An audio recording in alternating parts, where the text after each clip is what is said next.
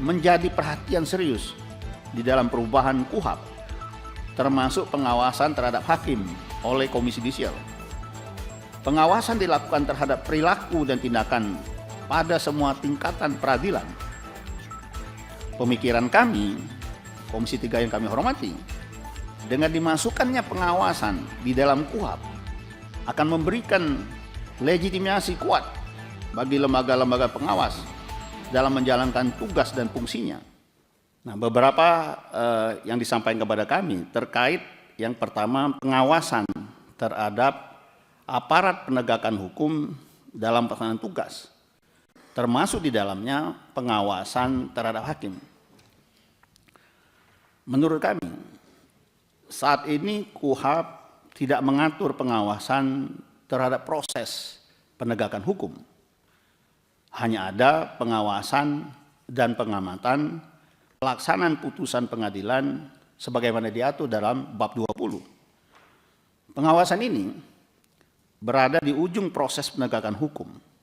Padahal penyalahgunaan wewenang bisa terjadi sejak penyelidikan.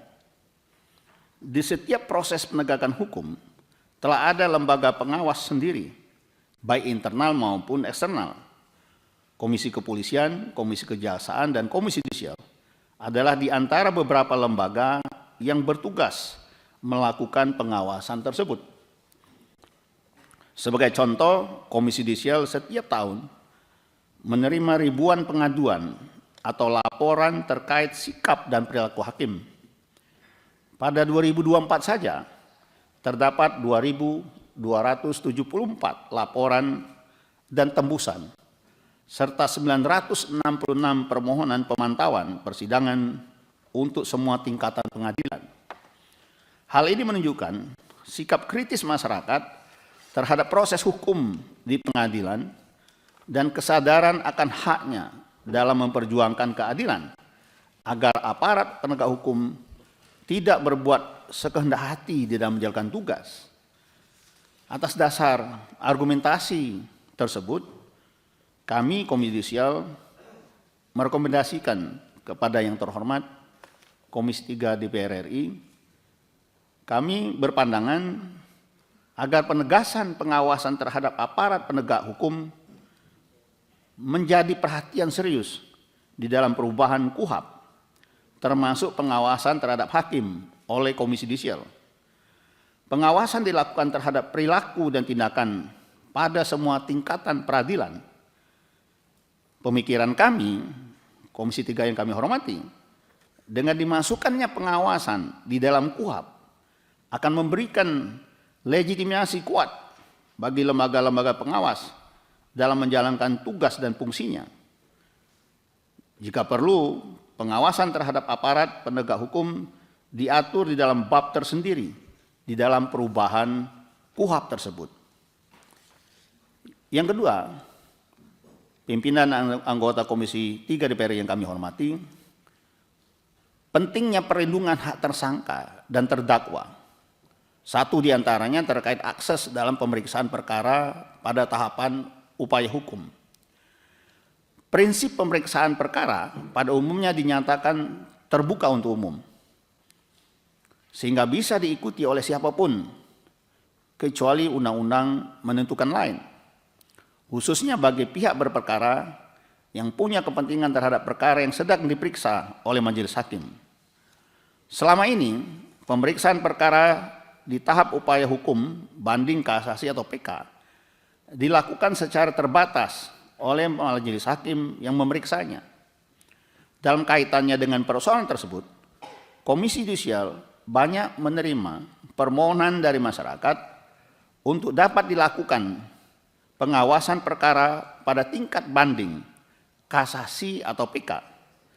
Sejauh ini, yang dilakukan oleh Komisi Yudisial hanya sebatas memberikan surat yang disampaikan kepada pimpinan pengadilan atau Mahkamah Agung dengan permintaan agar dapat memberikan perhatian terhadap penanganan perkara dimaksud. Sebagai informasi, selama tahun 2024, Komisi Yudisial telah menerima sebanyak 966 permohonan pemantauan untuk semua lingkungan pengadilan dan tingkatannya. Dari jumlah tersebut, sebanyak 59 permohonan pemantauan pada tingkat banding dan 127 perkara untuk tingkat Mahkamah Agung, baik kasasi maupun PK. Kasus Hakim Agung Ahmad Yamani setidaknya dapat dijadikan sebagai pelajaran yang berharga, di mana saat itu beliau memalsukan atau mengubah putusan terhadap terdakwa gembong narkoba Hengki Gunawan yang semula divonis 15 tahun penjara, diubah oleh Ahmad Yamani menjadi 12 tahun penjara. Akibatnya, Hakim Agung Yamani diajukan ke sidang MKH pada tahun 2012 dan kepadanya dijatuhi sanksi pemberhentian sebagai Hakim Agung berdasarkan putusan MKH nomor 4 tahun 2012. Komisi Yudisial mengusulkan agar diatur secara tegas di dalam perubahan KUHP tentang pemeriksaan perkara tingkat banding dan Mahkamah Agung dilakukan dengan memberikan akses kepada para pihak, utamanya pihak terpidana. Begitupun seharusnya kepada Komisi Yudisial yang oleh undang-undang diberikan kewenangan untuk melakukan pengawasan termasuk dalam perkara yang sifatnya tertutup untuk umum. Akses tersebut dapat diberikan sekurang-kurangnya pada tahap pembacaan putusan, di mana pihak berperkara diundang untuk hadir, mengikuti, sehingga mengetahui secara langsung materi putusan yang dibacakan oleh majelis hakim. Hal ini sejalan dengan prinsip keterbukaan dalam pemeriksaan perkara, di mana setiap kali mengawali sidang, majelis hakim menyatakan bahwa persidangan tersebut terbuka dan dibuka untuk umum. Dengan pemeriksaan yang dilakukan secara terbuka, setidaknya pada saat pembacaan putusan di tingkat upaya hukum, baik banding, kasasi atau PK, maka dapat diminimalisir adanya putusan gelap yang tiba-tiba berubah dari materi yang dibacakan oleh majelis hakim. Yang ketiga, terkait kewenangan penyadapan dan upaya paksa. Materi penyadapan belum diatur di dalam KUHP, di mana pengaturan ini tersebar di beberapa perundang-undangan. Di antara yang bisa disebut adalah Undang-Undang Informasi dan Transaksi Elektronik, Undang-Undang Tindak Pidana Korupsi, dan lainnya. Merujuk kepada ketentuan dalam beberapa undang-undang tersebut, menunjukkan bahwa dalam penegakan hukum pidana sangat dimungkinkan adanya upaya penyadapan yang dilakukan dalam rangka penyelidikan maupun penyidikan dalam penegakan hukum pidana. Selain untuk kepentingan penegakan hukum, rupanya penyadapan juga mendapatkan peluang penggunaannya untuk kepentingan penegakan disiplin dan pelanggaran etik. Sebagai contoh adalah Undang-Undang Komisi Yudisial yang mengatur mengenai hal ini. Padahal Komisi Yudisial bukanlah institusi penegak hukum, melainkan lembaga yang bertugas untuk melakukan pengawasan terhadap hakim. Pelaksanaan ketentuan ini belum dapat terwujud, mengingat ketidakselarasan aturan yang digunakan sebagai landasan. Aparat penegak hukum bersikukuh bahwa kegiatan penyadapan hanya bertujuan untuk kepentingan penegakan hukum, sedangkan kepentingan yang ada dalam aturan Undang-Undang Komisi Yudisial semata digunakan untuk membuktikan dugaan pelanggaran kode etik atau pedoman perilaku hakim. Situasi yang sama dengan pengaturan mengenai upaya paksa yang ada di Undang-Undang Komisi Yudisial, terutama terhadap saksi yang tidak menghadiri panggilan Komisi Yudisial sebanyak 3 kali. Di dalam KUHP baru, Undang-Undang Nomor 1 Tahun 2023, diatur mengenai konsekuensi hukum yang ditanggung oleh saksi yang mangkir dalam panggilan. Namun demikian, aturan yang ada dalam Undang-Undang Komisi Yudisial tidak memungkinkan untuk memberikan ancaman bagi saksi. Selain karena fokusnya adalah penegakan kode etik pedoman perilaku hakim, juga sanksi yang diberikan kepada hakim yang melanggar hanya bersifat administratif saja. Yang bersifat administratif saja. Oleh karena itu, Komisi Yudisial mengusulkan agar di dalam perubahan KUHP perlu mempertegas ketentuan lain yang tidak sinkron dengan aturan yang ada dalam KUHP, utamanya terkait dengan pengaturan mengenai penyadapan dan pemanggilan paksa di luar kepentingan penegakan hukum pidana. Perlunya hal ini diatur secara tegas agar tidak menimbulkan kebingungan bagi masyarakat akibat aturan yang tidak selaras satu sama lainnya. Selanjutnya, yang keempat, penyatuan pengaturan hukum formil yang terdapat di beberapa undang-undang. Menurut kami, Komisi 3 yang kami hormati, dalam sistem penegakan hukum pidana terpadu yang berlaku di Indonesia, KUHP disusun untuk menjadi panduan penegakan hukum secara formil, karena merupakan kitab undang-undang. KUHP seharusnya menjadi kodifikasi atas ketentuan formil lain yang tersebar dalam berbagai aturan yang berlaku. Dalam kaitannya dengan usulan ini, Komisi Yudisial memiliki kepentingan yang besar, mengingat di antara tugas adalah melakukan pemantauan persidangan serta menerima laporan masyarakat. Khusus pemantauan persidangan yang menjadi acuan adalah bagaimana proses pemeriksaan perkara dalam persidangan dapat dijalankan secara disiplin. Disiplin dimaknai sebagai kepatuhan terhadap norma dan aturan yang berlaku, sehingga proses hukum formil di lingkup peradilan pidana menjadi faktor utama dalam melakukan pemantauan sidang. Selain itu, banyaknya laporan atau pengaduan yang diterima oleh Komisi Yudisial terkait pelanggaran hukum formil yang diduga dilakukan oleh hakim.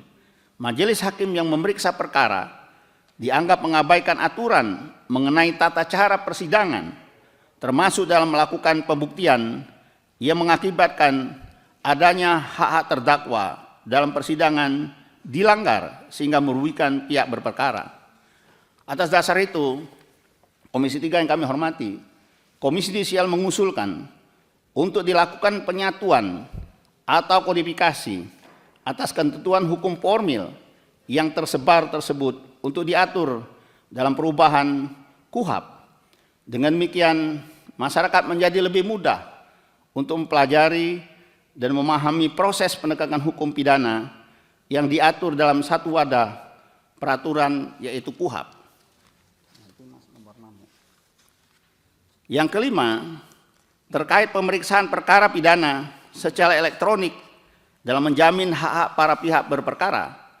Pemeriksaan perkara pidana secara elektronik itu mulai mencuat saat terjadinya wabah COVID-19.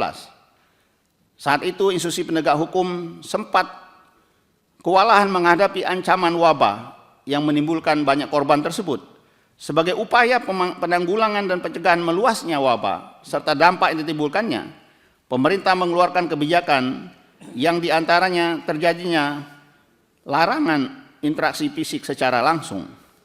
Kebijakan sangat berpengaruh terhadap proses penegakan hukum yang dijalankan aparat penegak hukum. Sementara dalam KUHP belum secara tegas mengatur jalan keluar atas keadaan tertentu yang terjadi di luar kendali, di mana sidang dalam KUHP hanya mengatur persidangan dilakukan di gedung pengadilan dalam ruang sidang. Menyikapi situasi demikian, Mahkamah Agung dalam pelaksanaan persidangan perkara pidana, Mahkamah Agung akhirnya menerbitkan Perma nomor 4 tahun 2020 tentang administrasi dan persidangan perkara pidana pengadilan secara elektronik, meskipun dalam prakteknya sempat terjadi perdebatan.